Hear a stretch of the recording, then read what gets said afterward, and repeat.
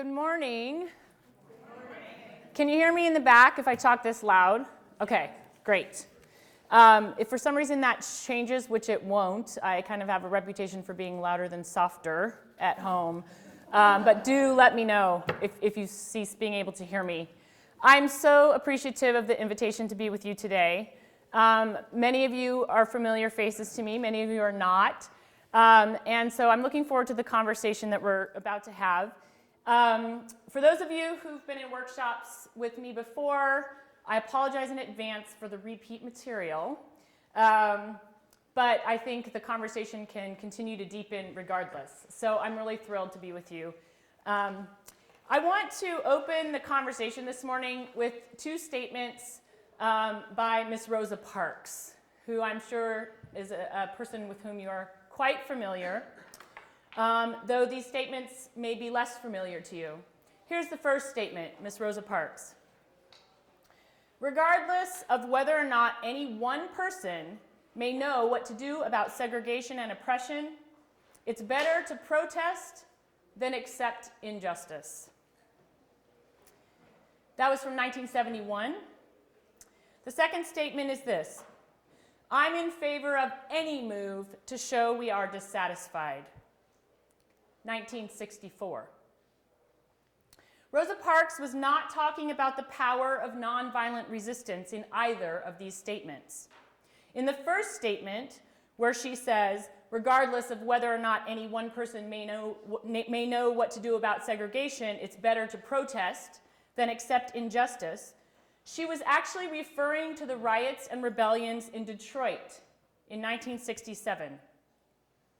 In the second statement, I'm in favor of any move to show we are dissatisfied, she was reiterating her deep-seated belief in the right to self-defense. Now, right off the bat here, you may be having an intellectual double take. Really? The right to self-defense from the mother of the movement known for its philosophy of turning the other cheek? Support for Detroit citizens who were breaking glass and setting buildings on fire? Giving up on nonviolent resistance? Well, yes, in fact. This is a different Rosa Parks than the more myth than reality Parks we've held frozen in our national memory for decades, still sitting on a bus. Among other things little known about Parks is her complex take on the question of nonviolence. She held views that put her much closer to Malcolm X than to Martin Luther King Jr. So on self-defense, any move to show we are dissatisfied. And Parks did feel despair about Detroit, but only because the resistance there was more harmful to black neighborhoods than it was successful in breaking the grip of white supremacy's chokehold. Even still, she was clear that if that unrest, riots, and physical resistance was all the community had because of the strength of the white chokehold, then so be it. That kind of rebellion was better than no rebellion. And so she said, when asked, it's better to protest than accept injustice. And of course, the person asking was asking her to condemn the rioting in Detroit. She would not do so. I start with Parks' undertold story because of this moment that we're in today in the United States, because I think we're in a crisis moment.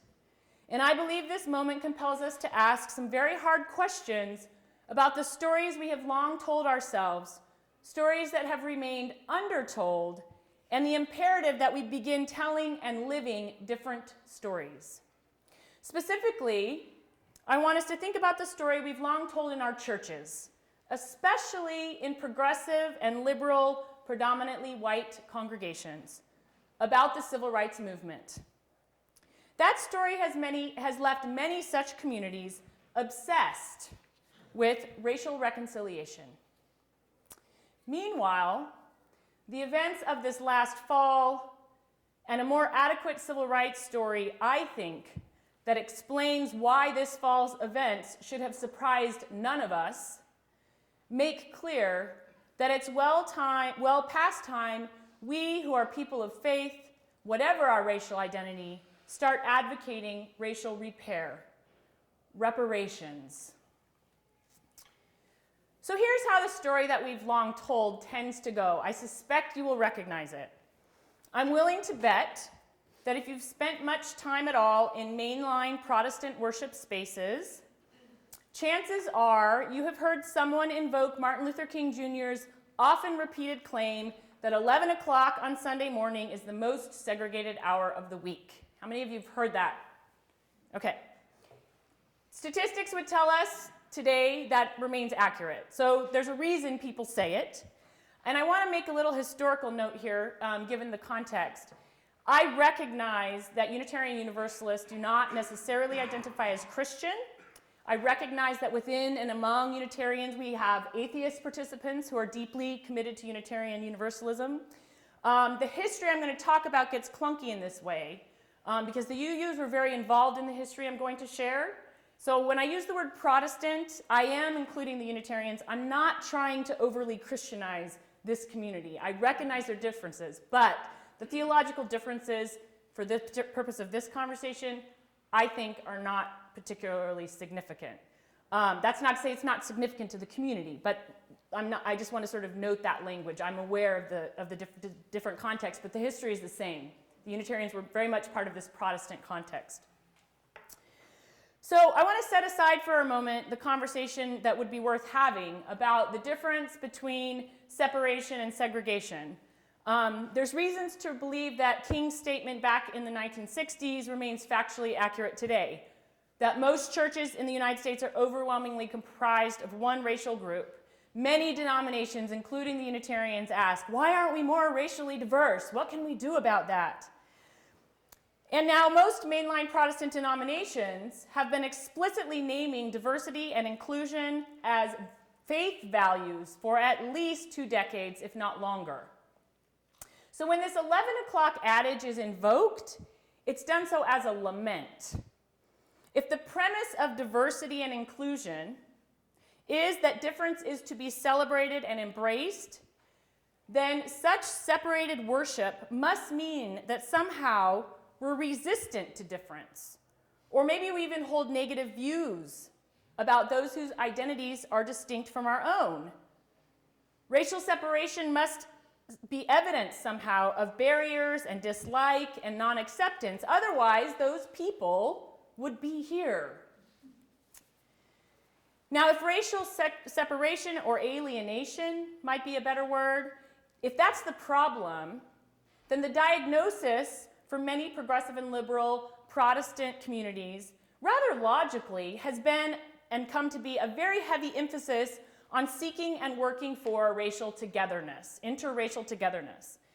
In theological terms, a word that pops up a lot is reconciliation. This is more common among non-Unitarian Protestant communities, but it's a very theologically robust term.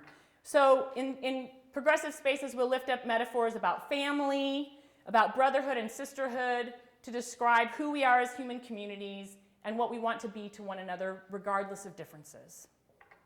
We emphasize inclusion and welcome and diversity and the beauty of the creation that we are called to love with all its difference.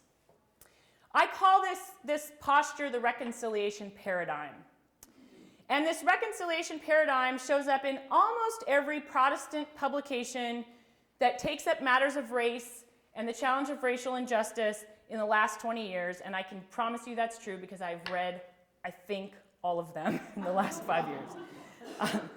I suspect you recognize it whether or not the word reconciliation resonates for you. So I want to ask you to try on 2 different thought experiments, and some of you have done these experiments with me in the workshops here. We aren't going to actually do it, but I'm just going to sort of lay them out to provoke your thinking. I would invite you to imagine that there's a congregation examining race and justice, and I ask each person in the room to identify 5 unique and positive characteristics they associate with their racial identity. In other words, to list racial characteristics that they would celebrate. By definition here, then, any characteristic that is affiliated with unjust privilege or dominance must be excluded from the list. I give the group some time to ponder, and then I invite folks to share their results. What do you think these might be? Having tried this repeatedly in many different spaces, I can tell you that more often than not, white people in the room experience profound discomfort with this exercise. Most will claim they could not identify anything unique and positive about their racial identity. Some will explain they tried to identify positive traits by way of their ethnic roots, Italian, Irish, etc. But in many cases, these roots will be admitted as so distant they are no longer particularly meaningful.